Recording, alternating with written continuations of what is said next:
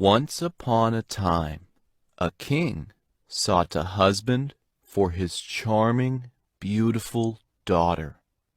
Many young men wanted to marry her, and whoever did would inherit the kingdom. But the king's daughter had one flaw. She refused to speak. One day, the king announced he would give his daughter's hand in marriage to anyone who enticed her to speak. If anyone tried and failed, he must remain to serve as the princess's servant. In another kingdom, there lived a king with 3 sons. Naturally, he wished that one of his sons would marry the princess. He gave his eldest son a fine ship that he filled with many gifts, and as he waved farewell, he said, "The moment she sees you, she'll speak." The eldest prince was confident the princess would love him. After all, he was immensely handsome, tall, and strong, and brave. He sailed to shore and appeared before the princess, where he bowed. She said not a word, and so he offered her silks and satins, jewels and brocades, sweets and beads. He bowed, he preened, he promised her the world, but no matter what, she would not speak. When the first prince did not return, the king decided to send along his second son. Like his brother, he was handsome and brave, and he could sing more beautifully than anyone. "I'll woo her easily," the second prince told his father confidently. Once again, his father gave him a ship filled with magnificent gifts. When the second prince arrived before the princess, he began to sing. He smiled.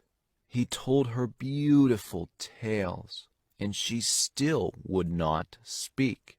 And he, too, was ordered to remain to serve the princess. Then the king's third son, whose name was Abu, asked his father if he might follow in his brother's footsteps. Abu was kind and was well liked and generous to the poor, unlike his brothers. The king refused. "The princess won't like you. You do not sing. You are not as handsome as your brothers. All your life you have done nothing but engage in silly pursuits. You are not bold or brave. A princess will never love you." Abu begged the king's advisers to change his father's mind. The advisers said to the king, "Give him a chance. If he never returns, so much the better. You will no longer have to watch him waste his life." And so the king agreed to send Abu to see the princess. But this time he gave only a small sack of money and a tiny boat. When Abu presented himself before the princess, her father was not impressed. This young man had no money, no gifts, no impressive talents to show. "You realize," said the king, "you must make my daughter speak within the day, or you will lose even your freedom." "I understand," Abu said, but he requested to go to the majlis, the meeting room. There he greeted everyone in his warm, friendly way, and instead of speaking only to the princess, he spoke to everyone. "I have a question," he told the people gathered there. "Whoever answers my question will earn a great deal of money." "We are listening," the people said, and they moved in close. 3 brothers own a farm. The first plows the land. The second sows the seed. The third brother waters the land. Who then owns the land? Before anyone could say a word, the princess cried, "The brother who waters it." When the king heard this, he turned pale. "Unfair," he said. "You may not marry my daughter, but you shall have one more day to make her speak again. This time you may not use a trick." Abu agreed, and the next day he appeared before the people assembled in the majlis and said, "3 brothers seek the hand of a princess.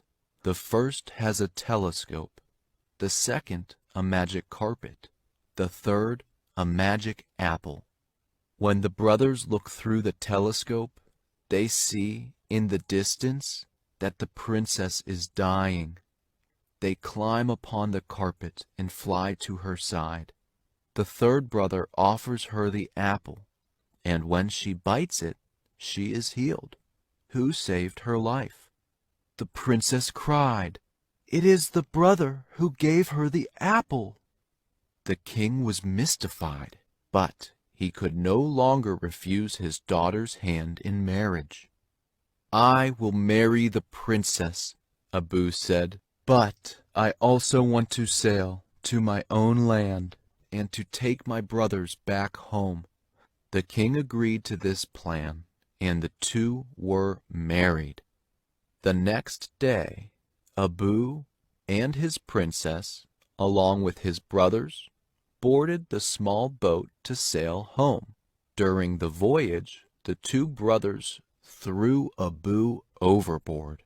When they reached home, the king was overjoyed to see his eldest sons and the beautiful princess. But the princess was crying. "Why are you sad?" the king asked. "You can marry one of my brave sons." She shook her head. "I loved your youngest son," she wept. "I loved Abu."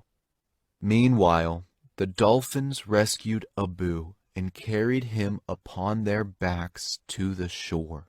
And when the people of Abu's land saw him, they cheered, "Kind Abu has returned." When the princess heard the people calling out her husband's name, she ran down to the sea. When she saw Abu, she hugged him tightly. "I love you, my husband," she said. Abu's father and brothers finally understood that they could do nothing to undo true love, and Abu and the princess who chose him lived happily ever after.